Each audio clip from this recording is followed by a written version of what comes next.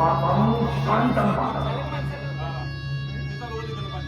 धर्माशी प्रतारणा करणं म्हणजे चूक नाही, पाप आहे पाप. आणि धर्माची प्रतारणा करणाऱ्या कोणत्याही माणसाला अंतोशास्त्री कधीही क्षमा करू शकत नाही. आता शांत बाबा.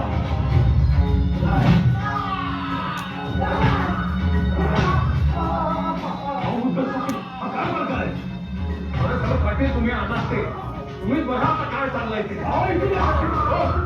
बस झालं, खरा माणसाचा मालच येतो वाटेवर दगड हवा. अहो मला नाशा येतो. एकदा माफी द्या की द्या. विठोबा शास्त्री, धर्माची आघाडी केली म्हणजे नेमकं केलं काय रानबानं? काय केलं? तुमचा हा निष्पाप रानबा माझ्या ठरवून दाखवला श्लोक म्हणत होता. सगळी पूजा नष्ट केली.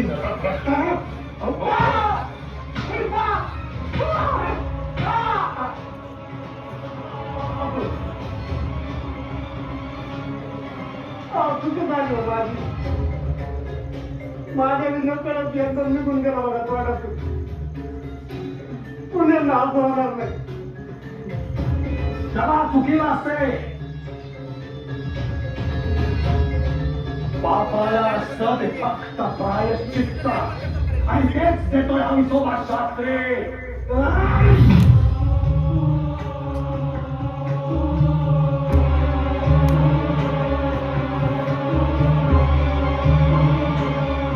विठ्ठल कुलकर्णी सोड.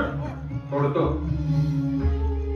पण त्याआधी मला सांगा, पाप पुण्याचे हिशोब मांडणारे आपण कोण? देवाच्या दारी होईल की प्रत्येकाचा न्याय निवाड? त्याच्या दोऱ्या आपण हाती कशासाठी घ्यायचो? रानबाच्या मनीचा भक्तिभाव त्याच्या ओठी उमटला, यात त्याची काय चूक? गीतेचे तत्वज्ञान हे कुणा एकाची संपत्ती नाही.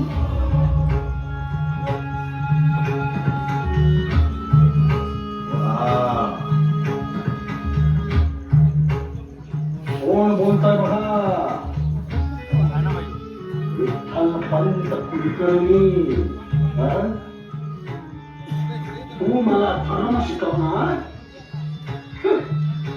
अरे संन्यास घेऊन संसाराच्या मोहात पडलेला पापी तू. तुला गीतेवर बोलण्याचा अधिकार दिला कोणी? तुला आणि तुझ्या कुटुंबाला सगळ्या गावाने वाळी टाकलं. तुझे गोष्टी ठिकाणात आले मी सत्तरी रे. शांतम बापांनी. आणि तू मला शास्त्रात शिकवतोस या विषयाला शास्त्राला?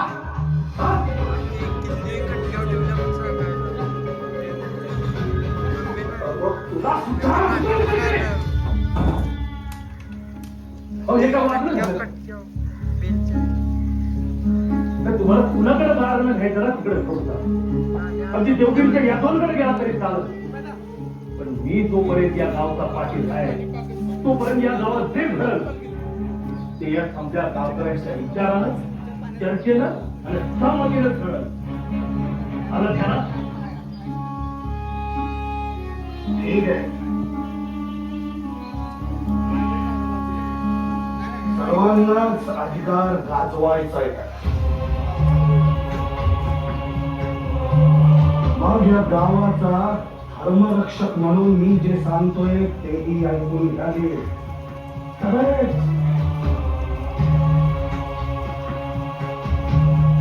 हा विठ्ठल पंत कुलकर्णी स्वतः ब्राह्मण्यातून बहिष्कृत असून आम्हाला अडवण्याचं धारिष्ट करतो काय?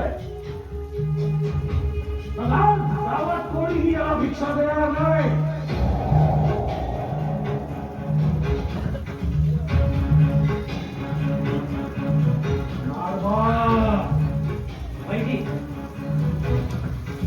डोळ्यात नीट तेल घालून लक्ष ठेव. जर कोणीही ह्याला सहाय्य केलं तर तातडीला घरी येऊन सांग. या गावाला तुझा वाईट टाकलं जाईल. सर्वांनी लक्षात ठेवा.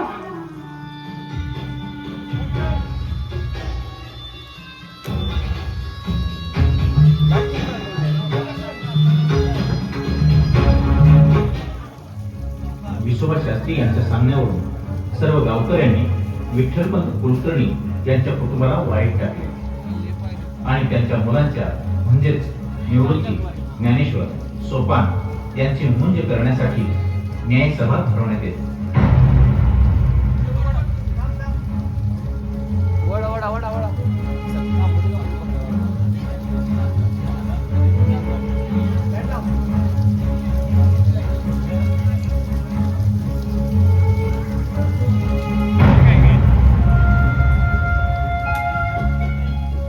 निवृत्ती, ज्ञाना, आम्ही न्यायसभेला जाऊन आलो हो.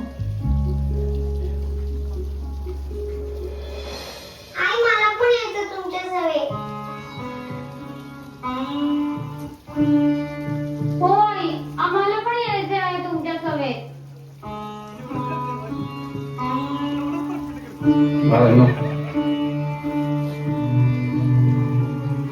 तुम्ही येऊन काय करणार तिकडे? ते काय नाही, मला यायचं म्हणजे यायचं. हो हो, आम्हाला यायचंय तुमच्या सोबत. होय. बाळांनो, असा हट्ट करायचा नाही बरं. न्यायसभा झाली की आम्ही तरच माघारी येऊ.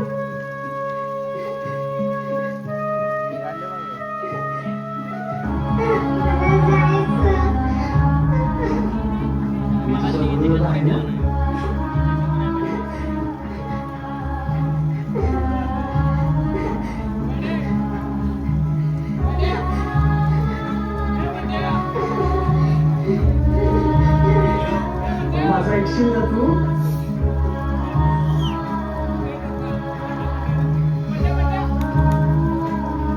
आपण नाही जायचं न्यायसभेत.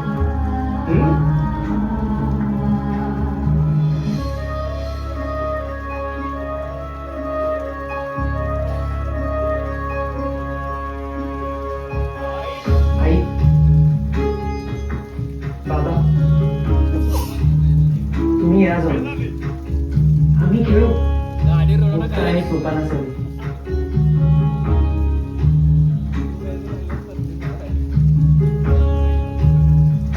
हो ना मुक्ती? होय. दादा, गोष्ट सांगणार ना?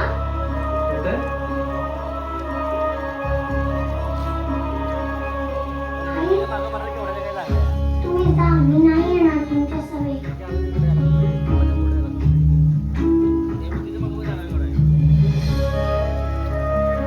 शहाणी ग माझी लेकरती.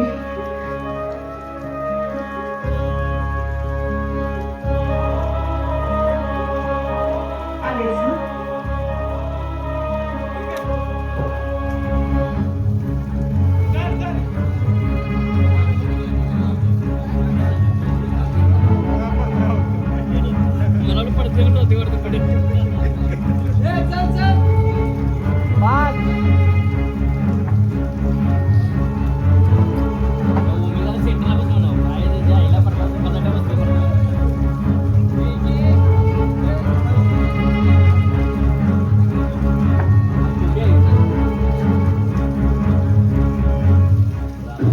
जय सिद्धेश्वर, जय सिद्धेश्वर.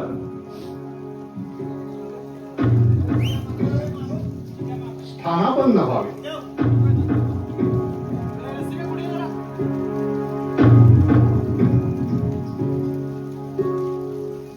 आज विठ्ठलपंत कुलकर्णी यांनी त्यांच्या मुलांच्या मुलीसाठी केलेल्या मागणीचा न्याय निवाडा आहे. प्रथेनुसार विठ्ठलपंत कुलकर्णी यांनी आजपर्यंत जे काही अपराध केले आहेत, त्यांच्याकडून जे काही अपराध घडले आहेत, ते संक्षिप्त स्वरूपामध्ये विश्वभा शास्त्री न्यायसभेसमोर मांडतील.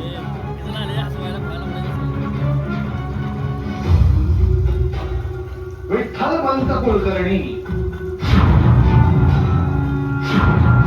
यांनी संसाराच्या मोहाला बळी पडून शास्त्रविरोधी कार्य केले.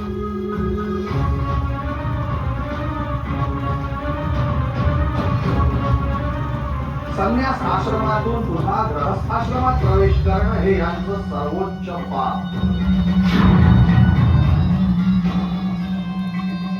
आज ज्या मुलांना मुलीचा अधिकार मिळावा म्हणून हा सारा जो भाग घातलेला आहे या बापाचीच काळजी आहे.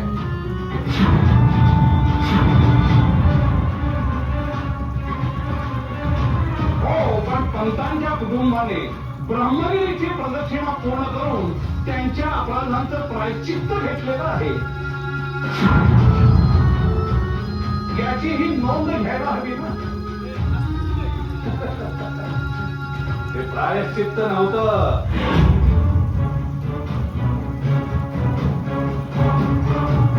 पुरस्कार होतं.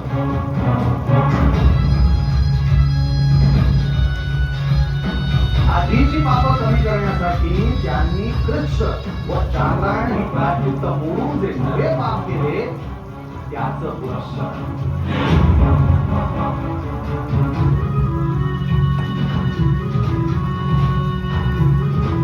प्रदक्षिणा करून पापाची धार कमी होते, मूळ पाप नष्ट होत नाही.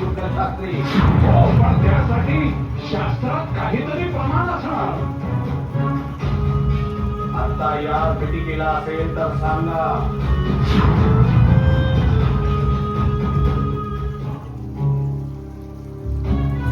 वादाला प्रतिवाद वाढतच आहे.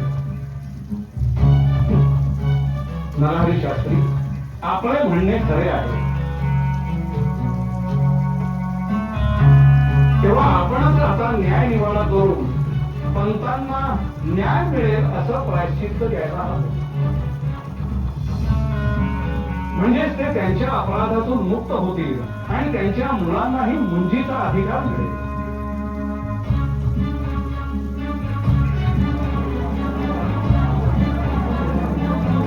पंतांच्या पापांवर एकच प्रायश्चित्त आहे,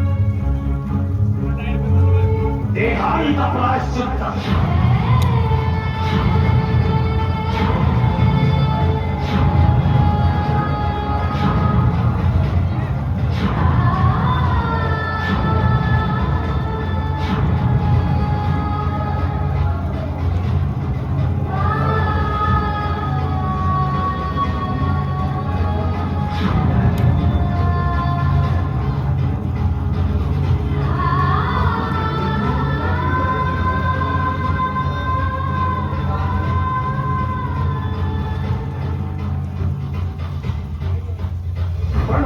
शास्त्रात पंतांनी केलेल्या अपराधाला प्रमाणच नाहीये.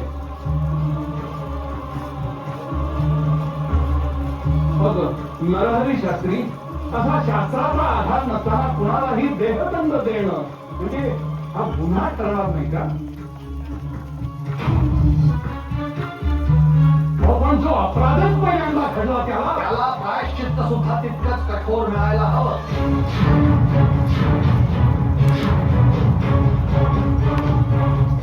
उद्या कुणीही उचलून पंतांसारखा प्रमाण केला तर धर्म कसा राखायचा? तेव्हा ही न्यायसभा त्यांना क्षमा करणार आहे का? आपण काय तो निर्णय घ्यावा.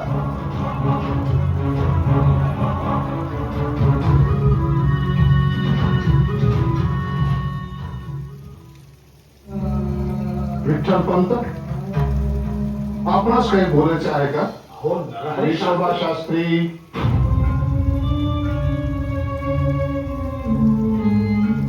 पंत, बोला.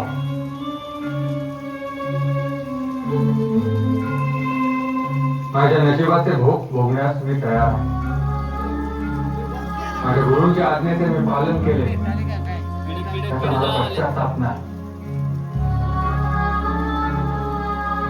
परंतु माझ्या अपराधाची शिक्षा माझ्या लेकरांना मिळते आहे.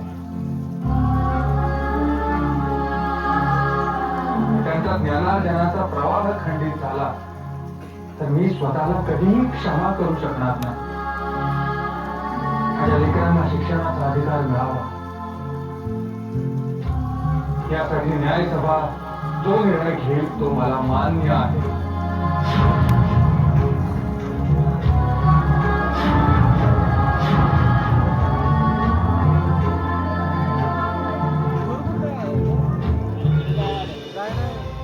या आधी असा प्रमाद कोणाच्याही हातून न घडल्यामुळे याला शास्त्राधार नाही. पण यापुढे असे महापातक कुणाच्याही हातून घडू नये आणि संन्यासाश्रमाचे महत्व आणि पावित्र्य अबाधित राहावे म्हणून या न्यायसभेला कठोर निर्णय घ्यावा लागत आहे.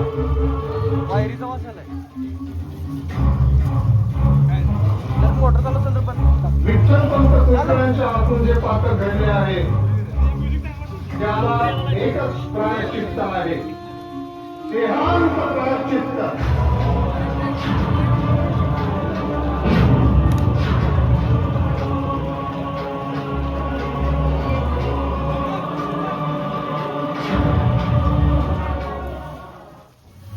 न्यायसभेचा निर्णय स्वीकारून विठ्ठलपंत व त्यांची पत्नी रुक्मिणीबाईंनी आपल्या मुलांना गोडधोड जेवण घालून तृप्त केलं व सर्व मुले झोपी गेल्यानंतर आपल्या लेकरांचे शेवटचे मायेचे दर्शन घेऊन प्रायचित्तार्थ इंद्रायणीच्या लाटात जलसमाधी घेण्यास निघतात.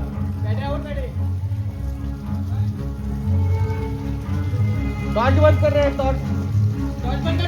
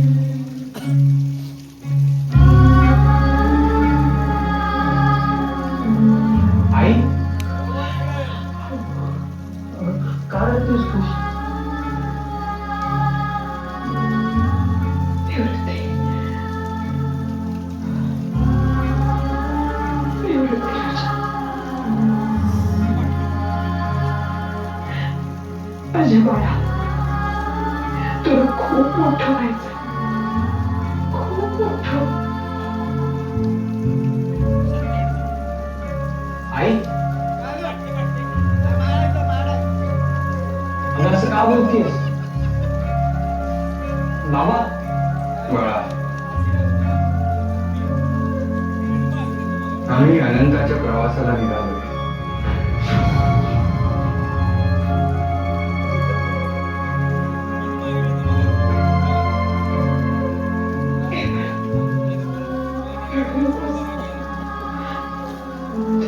खूप मोठं व्हायचं, खूप मोठं.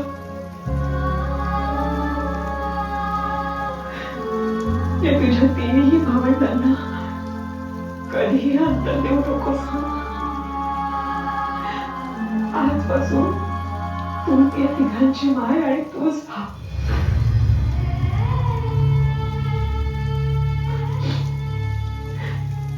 स्वप्नाकडे लक्ष दे.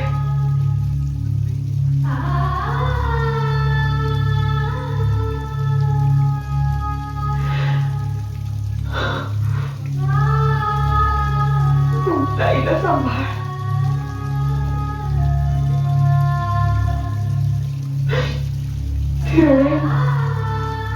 तिला समजावून सांग.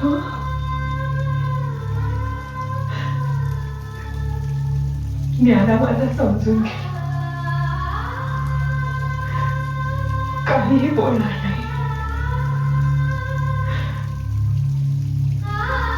पण तरी त्यांना सांभाळ.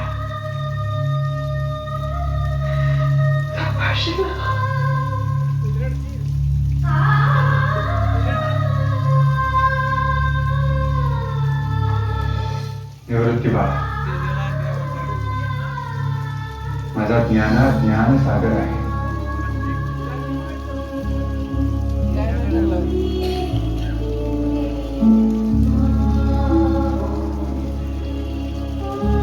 त्याच्या मनात जी माणुसकीची आस आहे त्याने साऱ्या विश्वाचं कल्याण होईल.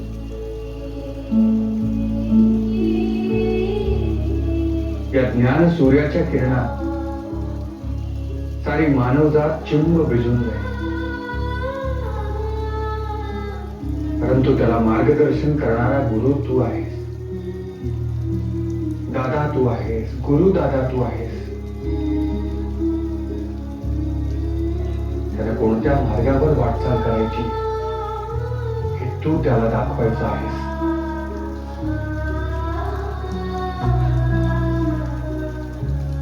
ते बाळा, विठ्ठलाची भक्ती कधीही सोडू नका. तोच तुमचा पाठीराखा आहे. त्याचे गुणगान गा. शाळा माझं वाढते.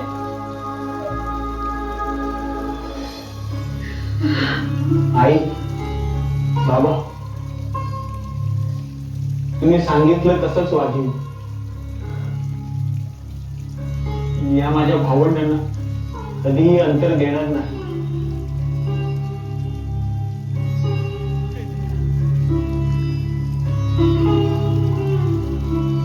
बाळा, उद्या एक पहाट होईल. आपल्याला निघायलाच हवं.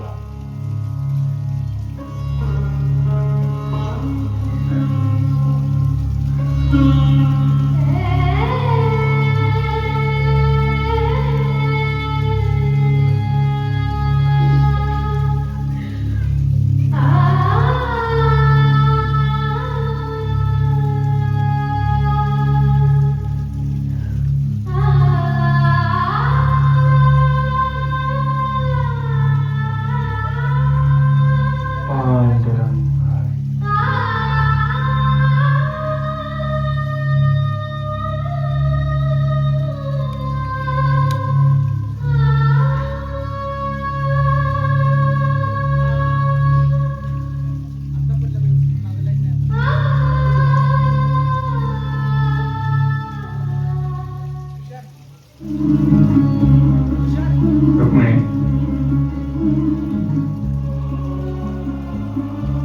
अजूनही मनाचा धीर होत नाही. देहत्यागाची भीती वाटते. देहत्यागाची भीती आणि मला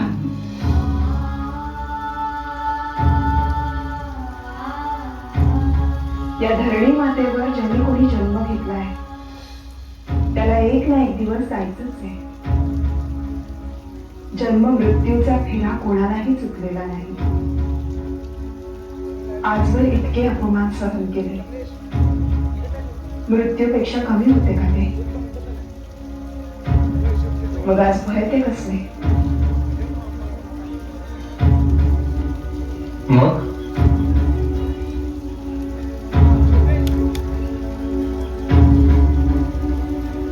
वासरांसाठी जीव तुटतो. तो पांडुरंग आपल्या लेकरांना कधीच अंतर देत नाही. आपलं जीवित कार्य इथवरच होतं. यापुढे सारा भार त्या विठुरायावर. या देवी इंद्रायणीवर. तिच्या समक्षच तर आपली लेकरं लहानाची मोठी झाली. ही देवी इंद्रायणी आपल्या लेकरांचं रक्षण करते.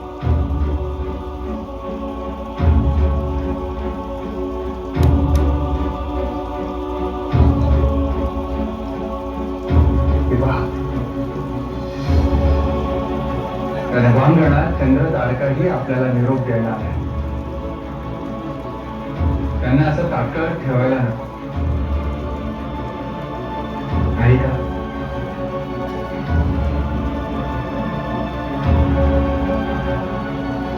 हे देवी इंद्रायणी, स्वर्गाचा अधिपती इंद्रदेवाच्या पापांना तू धुवून टाक.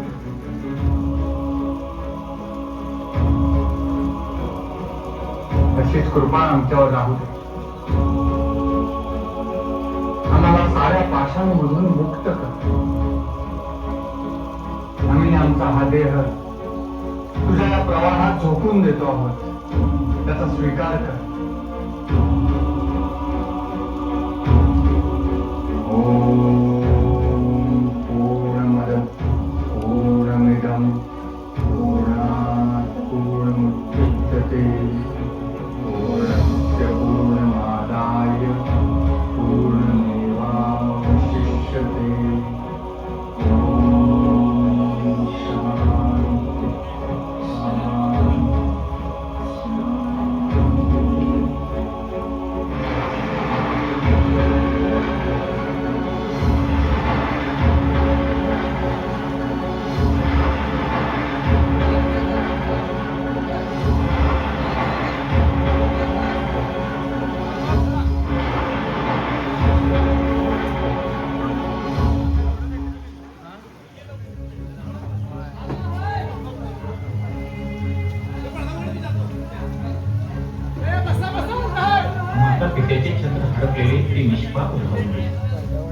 वेद समान असूनही उपेक्षात वाटेला आलेले जीवन जगत राहिले.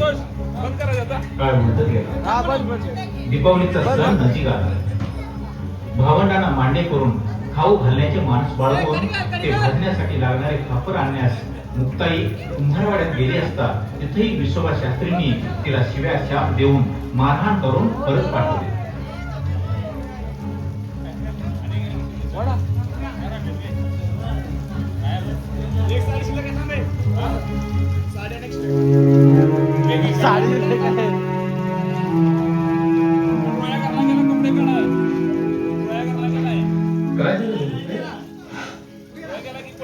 निवृत्ती जाताना कधी नव्हे ते बाटली खायची इच्छा त्याची ती देखील इच्छा पूर्ण करू शकत नाही. काय झालं? काकांनी मला फुटकं खापर देखील मिळू दिलं नाही. अकडून लावलं. भिकाऱ्यांना वाटत ते नसलेलं होय म्हणून अपमान केला.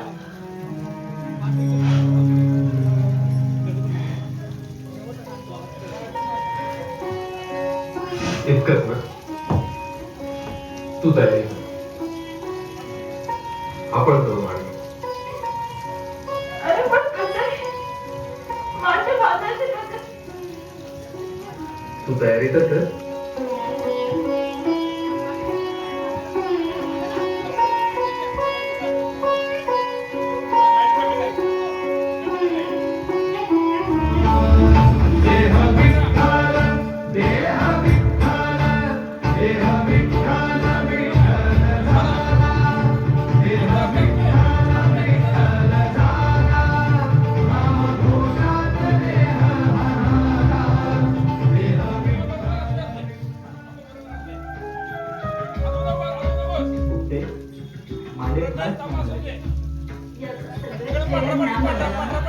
इतका सुंदर तवा मिळाला म्हणूनच ते रुचकर झाले. काय बघतो मी? बस ज्ञानदेवाचा काठीचा तवा करून मुक्ता मांडले मागतीये. चमत्कारच आहे हा. लोक म्हणतात त्याप्रमाणे ही मुलं खरोखरी अवतारी आहे. मुक्ते मला पुरे झालं. तृप्त असं नाही ना दादा, आणखी एक घे. अगं करत नको. नाही घे.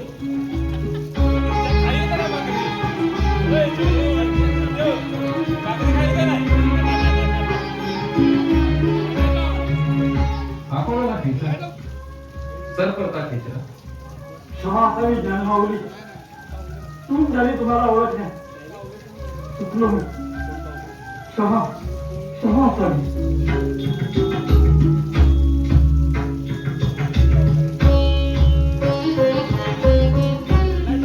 विसोबा काका, दृष्टी नितळ केली की सारं सात्विक दिसतं. तुमचा दृष्टीभ्रम गेला यातच सारं काय झालं. इतकी वर्ष दुस्वास केला मी तुमचा. खूप वाईट वागलो तुमच्या सर्वांची. विसोबा काका, प्रत्येकाला बुद्धी देणारा तो ईश्वर आहे. इतकी वर्ष आयुष्य तुम्ही खेचरासारखं ओढत होता. आज तुमच्यातला परमेश्वर जागा झाला. आजच्या या तुमच्या पुनर्जन्माचं नाव विसोबा खेचर.